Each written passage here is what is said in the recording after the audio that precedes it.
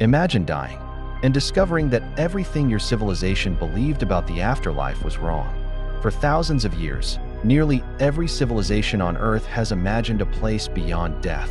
Some envisioned radiant realms filled with eternal peace. Others feared endless darkness, rivers of fire, or shadow-filled worlds where forgotten souls wandered forever.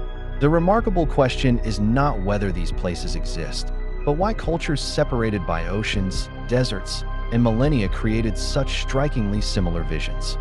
Was it coincidence? A shared human fear? Or did ancient civilizations preserve fragments of a truth they could never fully explain? Long before the familiar ideas of heaven and hell emerged, the earliest civilizations were already asking humanity's oldest question: what happens after we die? In ancient Mesopotamia, death was not seen as a reward or a punishment. Beneath the earth lay the land of no return, a silent kingdom ruled by the goddess Ereshkigal. Kings and beggars entered through the same gates.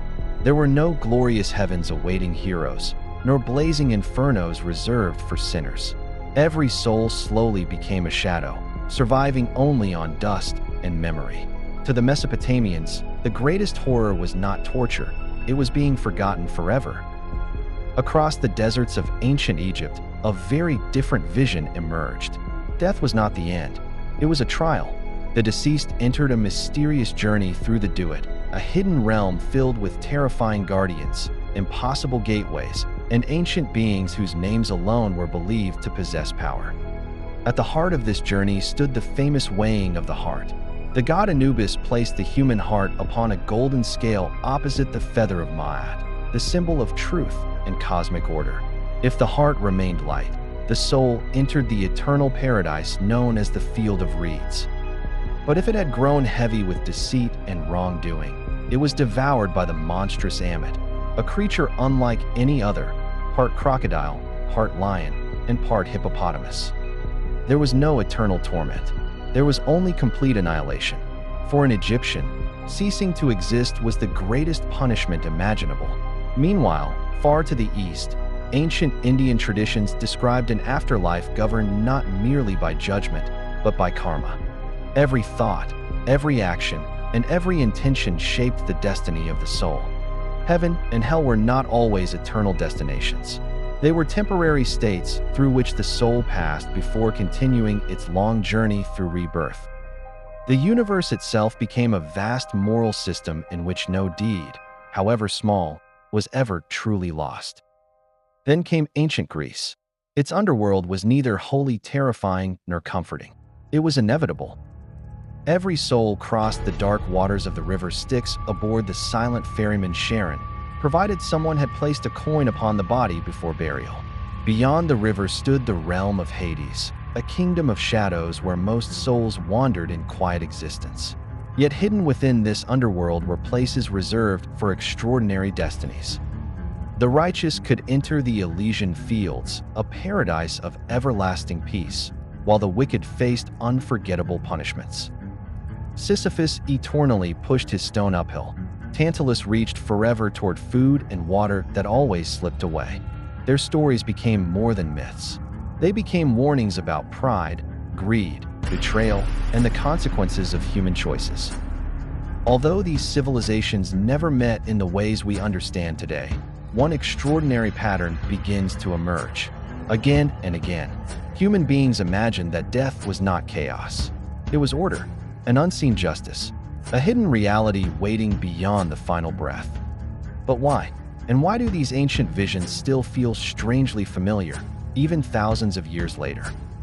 Perhaps because they were never merely describing the world beyond death. Perhaps they were trying to explain the darkness within life itself. As civilizations grew, their visions of heaven and hell became more elaborate, but the deeper pattern remained remarkably consistent. Across continents and centuries, people believed that the universe was not indifferent. Somewhere beyond the limits of human sight, every action mattered. Every choice carried weight. Every life left an echo. In ancient Persia, the religion of Zoroastrianism introduced one of history's most influential ideas. The cosmos itself was the battleground between truth and falsehood, light and darkness. After death, every soul approached the mysterious Chinvat Bridge. To the righteous, the bridge widened into a safe path leading toward paradise. To the wicked, it narrowed until it became impossible to cross, casting the soul into a realm of suffering born from its own moral failures. Here, heaven and hell were not arbitrary punishments.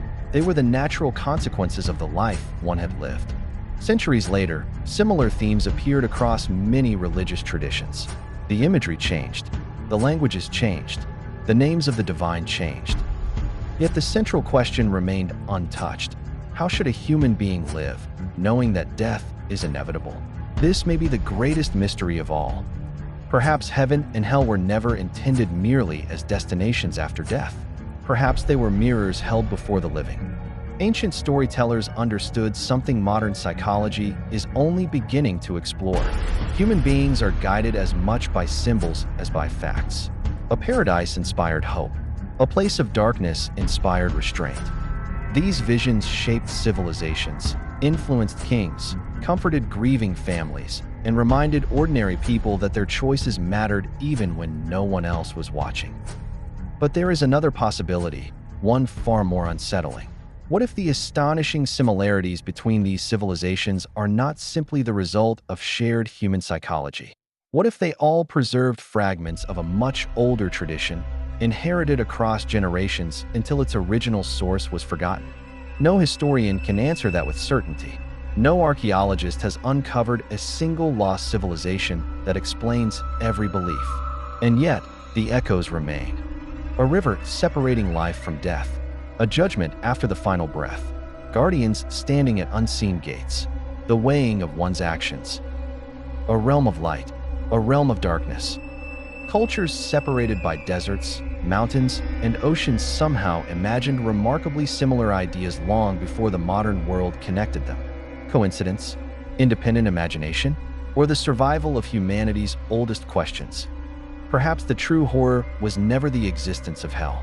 Perhaps it was the possibility that every civilization, in its own way, sensed that our lives are not as isolated or meaningless as they often appear. Maybe heaven and hell were never simply places waiting beyond death. Maybe they began the moment human beings became capable of choosing between compassion and cruelty, truth and deception, courage and fear. In that sense, every civilization may have been pointing toward the same profound realization. Before we imagine what awaits us after death, we must first decide what kind of world we create while we are alive. Because if history teaches us anything, it is this. Every culture imagined darkness. Every culture imagined hope. And every culture believed that somewhere, beyond the reach of kings and empires, there exists a justice that no human hand can escape. Whether that justice lies in another world, or quietly within our own hearts, remains one of humanity's oldest and most enduring mysteries.